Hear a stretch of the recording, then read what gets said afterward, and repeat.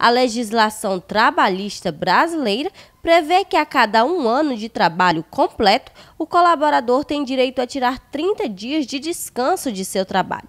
Esses dias são remunerados junto ao acréscimo de férias. O período de férias ele deve ser concedido ao colaborador a partir do momento que ele completa 12 meses de período aquisitivo. E o que seria esse período aquisitivo? É exatamente o período em que ele precisa trabalhar minimamente na empresa, o período de tempo, para que ele tenha esse direito, que são os 12 meses de período aquisitivo.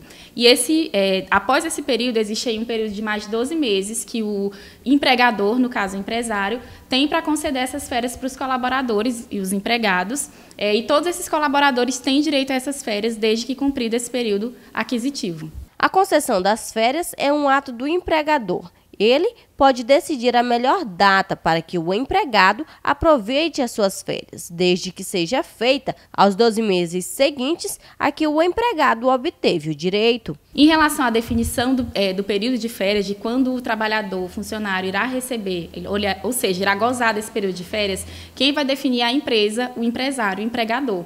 Por quê? Porque depende da melhor conveniência para esse empresário, né? No momento em que ele tiver mais conveniente para ele, ele vai conceder essas férias para o seu colaborador.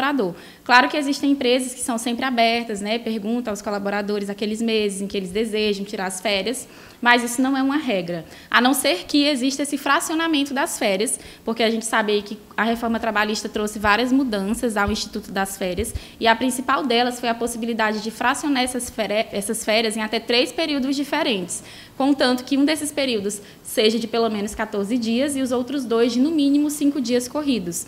Então, para fracionar essas férias em 3 vezes, aí é preciso que o funcionário concorde. Tanto a empresa quanto o colaborador precisam concordar. E o prazo para pagamento dessas férias é com 2 dias de antecedência. A empresa precisa realizar esse pagamento com 2 dias antes de o funcionário realmente entrar de férias.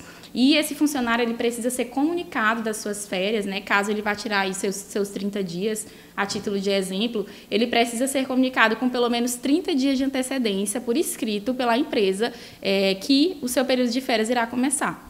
O pagamento das férias ele vai ocorrer de forma dobrada, mas como uma penalidade mesmo para o empresário que não respeita o período concessivo das férias do trabalhador, porque existe aí o período aquisitivo, como a gente mencionou, que é o período mínimo que o trabalhador precisa exercer as suas funções para ter direito às férias, que é de 12 meses. Encerrado esse período de 12 meses, a empresa tem mais 12 meses para conceder essas férias.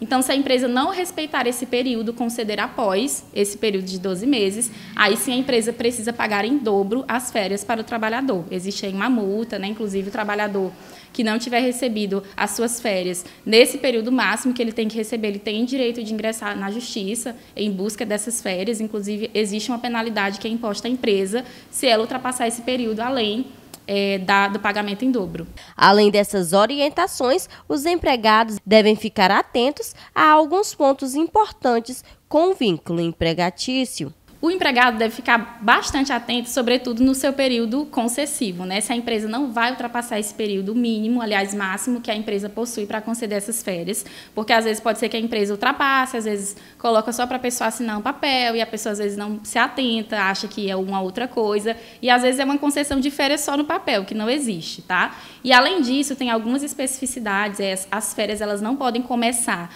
com 2 dias de antecedência de um feriado ou do repouso semanal remunerado, que geralmente ocorre nos finais de semana, e pessoas de uma mesma família que trabalham na mesma empresa, no mesmo estabelecimento, elas têm direito de tirarem férias juntas, desde que elas desejem, né, desde que elas requeiram, e desde que isso não vá prejudicar o bom andamento das atividades na empresa, tá? E outra especificidade interessante é mais voltada para as pessoas que são menores de idade, menores de 18 anos, especialmente os aprendizes, e que são estudantes, eles têm direito de tirar férias no mesmo período escolar, coincidir com esse período escolar.